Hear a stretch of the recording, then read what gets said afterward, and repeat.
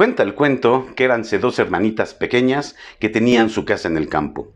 Y en la casa tenían una gata a la cual ellas querían muchísimo. Un buen día, la gata tuvo 5 gatitos.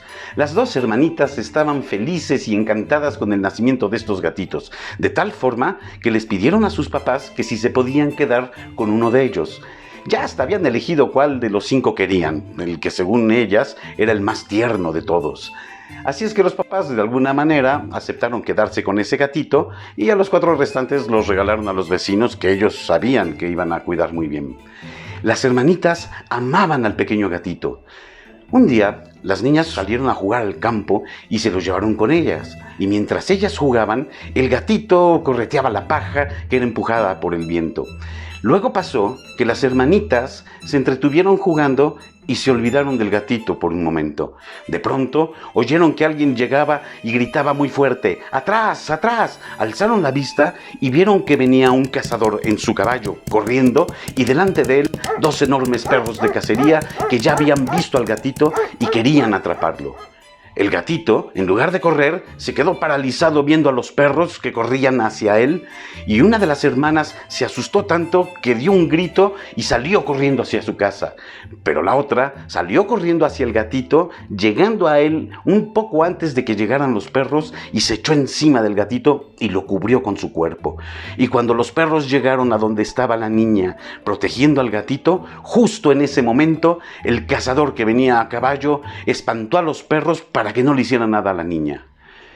Ya después de que se alejaron los perros y el cazador, la niña se levantó y se llevó al gatito sano y salvo a su casa.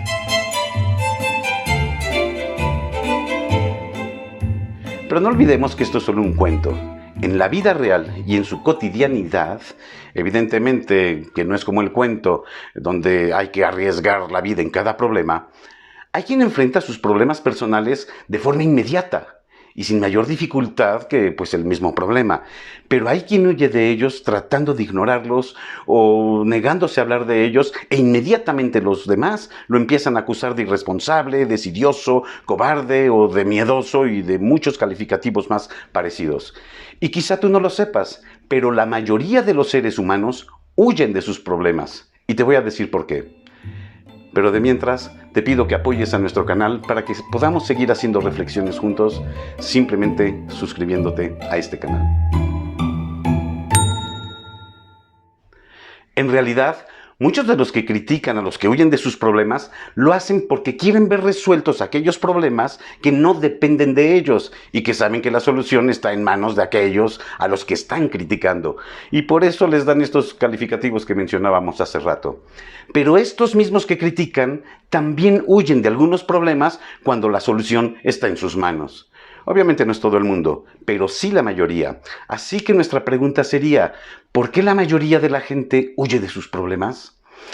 Tomemos como ejemplo a la hermanita del cuento que sale corriendo a su casa cuando ve a los perros. ¿Huyó por miedo a los perros?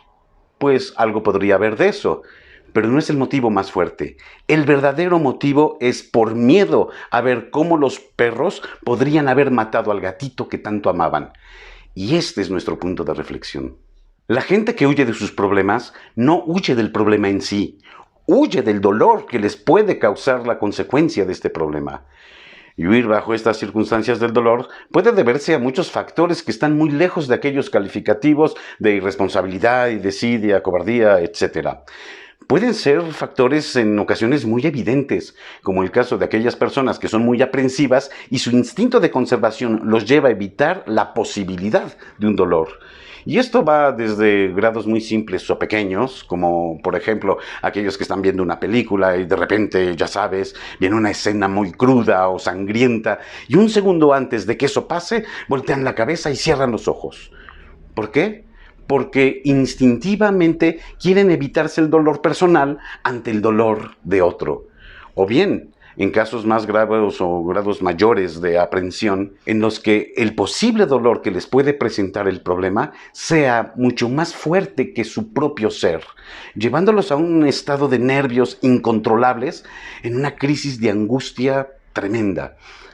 Otro factor por lo que la gente huye de sus problemas es para evitar que el dolor los lleve a una tristeza tal que inconscientemente sabe que esto los puede llevar a una fuerte depresión o también a una serie de ataques de ansiedad, los cuales no es nada agradable. Otros más huyen de sus problemas porque no solo buscan huir del dolor, sino que inconscientemente huyen de sus propios sentimientos, porque así fueron educados.